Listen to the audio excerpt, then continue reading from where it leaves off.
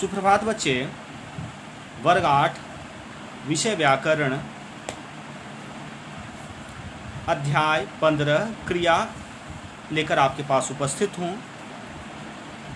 क्रिया जिस शब्द से किसी काम का करना या होना समझा जाए उसे हम क्रिया कहते हैं। हम सामान्य अर्थ में कह सकते हैं कि काम को क्रिया कहा जाता है, लेकिन हम ऐसा समझते हैं काम का करना या होना समझा जाए हम उसे क्रिया कहते हैं। पढ़ना, खाना, पीना, जाना ये क्रिया है। क्रिया विकारी शब्द होते हैं।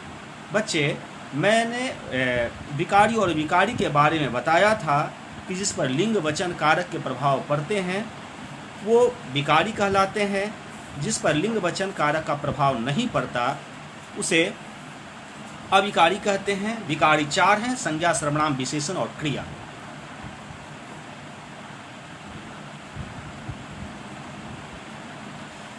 धातु क्रिया से ही संबंधित है।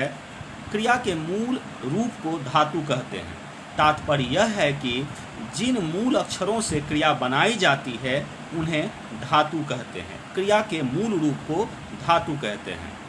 यहाँ पर हम देखना चाहेंगे कि पढ़ धातु है, मूल धातु है और उसमें ना प्रत्यय लगा तो पढ़ना क्रिया का रूप ले लिया। चलना अगर हम जानते हैं क्रिया है तो चल उसका मूल धातु है। ना प्रत्यय लगने के बाद वह क्रिया में बदल जाता है। देख मूल धातु और ना प्रत्यय उनके साथ लगे तो यह क्रिया में परिवर्तित होता है। हम ऐसा कह सकते हैं कि धातु में ना प्रत्यय लगाकर क्रिया बनाए जाते हैं। सामान्य रूप में स्पष्ट हो गया। सामान्य रूप में ना हटाकर धातु का रूप ज्ञात किया जा सकता है। धातु एक महत्वपूर्ण पहचान है ना। यानी हम कह सकते हैं कि अगर कोई क्रिया है उसमें से अगर ना हम हटा देते हैं तो वह धातु का रूप ले लेता है। हिंदी में क्रियाएं धातुओं के अलावा संज्ञा विशेषण से भी बनती है। सामान्य रूप में ना हटाकर धातु रूप ज्ञात किया जाता है। जैसे और भी हैं, हिंदी में क्रियाएं धातुओं के अलावा संज्ञा और विशेषण से जानी जाती है। जैसे काम और आना, यहाँ पर कमाना। यहाँ पर क्या हुआ? काम संज्ञा है, आना प्रत्यय लगा और कमाना शब्द बना। दूहरा विशेषण है। दूहरा, तीहरा, चौथा ये सभी विशेषण है क्रमवाचक में। तो दूहरा और आना लगा, दूहराना शब्द बन गया।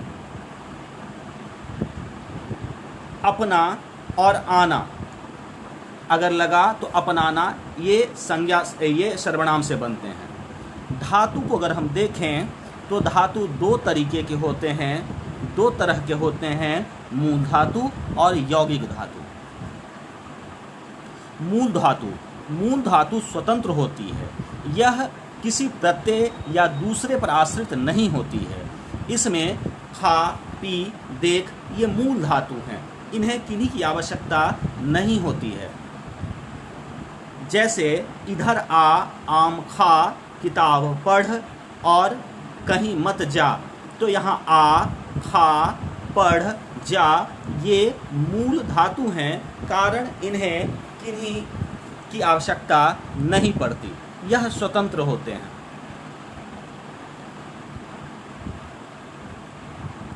और इसमें यहाँ पर धातुओं का स्वतंत्र प्रयोग हुआ है। ये प्रत्यय दूसरे प्रत्यय पर आश्रित नहीं है। यौगिक धातु सामान्य भाषा में इसे कहते हैं, इसे क्रिया कहते हैं। यह स्वतंत्र नहीं है। मूल धातु में मूल धातु या प्रत्यय जोड़ने से यौगिक धातु बनती है। हम मूल धातु में मूल धातु या क्रिया भी अगर हम जोड़ते हैं तो वहाँ पर मूल धातु में मूल धातु या प्रत्यय अगर हम जोड़ते हैं तो यौगिक धातु बन जाती है। यहाँ पर स्पष्ट करके दिखाया गया है, मूल धातु, जो मूल धातु यानी यौगिक धातु बनते हैं। सामान्य भाषा में इसे क्रिया कहते हैं, यह स्वतंत्र नहीं है। मूल धातु या प्रत्यय जोड़ने से यौगिक धातु बनती है। जैसे हंस और दे, हंस अलग हैं मूल धातु, और दे यानी देना जब क्रिया बनते हैं तो अगर दे उसका मूल शब्द है तो हंस और दे दोनों मिलकर हंस देना, ये यौगिक धातु बनाया। बैठ मूल धातु हैं, जा मूल धातु हैं, दोनों मिलकर यहाँ पर यौगिक धातु का निर्माण किया है। धातु और प्रत्यय, जग मूल धातु हैं और ना इसमें प्रत्यय लगा है, तब भी ये जगना यौगिक धातु बनाए हैं, जो कि अकर्मक क्रिया है। आगे हम अकर्मक और सकर्मक दोनों क्रियाओं के बारे में अच्छी प्रकार देखेंगे। मूल धातु में प्रत्यय लगाकर और भी क्रियाएं बनाई गई हैं। जगना, जग मूल धातु है, ना प्रत्यय लगा है, जगना यह कर्मक है। जग और आना, जग मूल धातु हैं, प्रत्यय है आना, तो जगाना ये सकर्मक हैं। जग वाना, जग भी मूल धातु हैं, प्रत्यय है वाना, जगवाना प्रेरणार्थक हैं। इन क्रियाओं के बारे में, अकर्मक सकर्मक प्रेरणार्थक क्रियाओं के बारे में आगे विस्तार पूर्वक से हम पढ़ेंगे। अब हम यहाँ पर देखते हैं संज्ञा, सर्वनाम, विशेषण, इन तीनों में प्रत्यय लगते हैं, तब भी ये यौगिक धातु बनाते हैं।